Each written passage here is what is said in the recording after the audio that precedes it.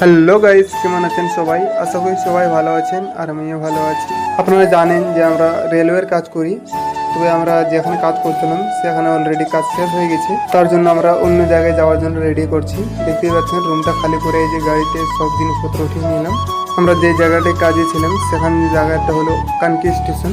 এখন যাওয়ার জন্য রওনা দিয়ে দিলাম সোনাইলি রেলওয়ে স্টেশনের উদ্দেশ্যে।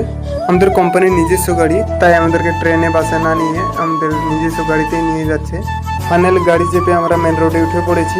1-1.5 ঘন্টা জার্নি করে ফাইনালি আমরা অফিসে পৌঁছে গেছি। এখানে কিছু জিনিসপত্র আমাদের নামার আছে, তাই এগুলো নামিয়ে নিলাম। তারপর আবারও রওনা দিয়ে দিলাম আমাদের সোনাইলি রেলওয়ে স্টেশনের উদ্দেশ্যে।